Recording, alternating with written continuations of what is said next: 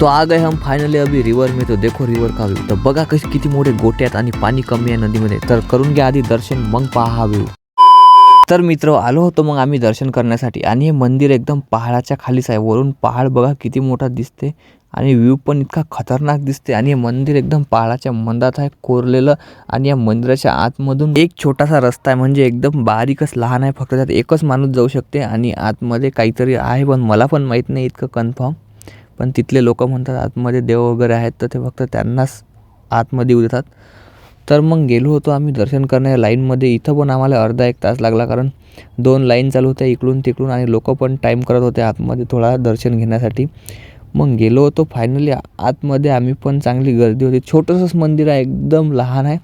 आणि इथं हे महाराज होते आणि हाच आहे तो रस्ता. आणि इथून आतमधून आहेत देव, पण आपल्याला काही इतकं व्हिडिओ काढून दिला नाही त्यांनी, कारण खूप जण होते आणखी दर्शन करण्यासाठी.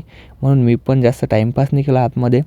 एक दिवस असंच जावं लागतं इथं फ्रीमध्ये आणि तेव्हा पाहा लागणार आहे इथलं रहस्य काय आहे. तर मग दर्शन वगैरे झालं होतं आमचं कंप्लीट. मग आम्हाला जायचं होतं या रिव्हरमध्ये आणि इथून पण खाली जायचं होतं थोडं अर्धं, कारण आम्ही पहाडाच्या आतमध्ये मंदिर होतं मधात सेंटरला आणि तिथून जायचं होतं या रिव्हरमध्ये. आणि इथून रस्ता बघा काय भयंकर आहे, एकदम गोटे आहेत. जर वरून जर गोटा घसरला एखाद्याच्या अंगावर की डायरेक्ट खलासच होते माणूस जाग्यावरच.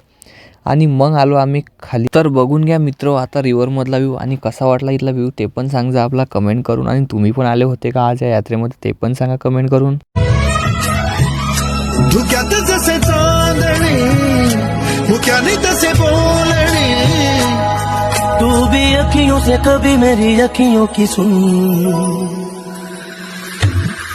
मेऱ्या मना सांग ना खुणावती का खुणा माझे मना आले हसून.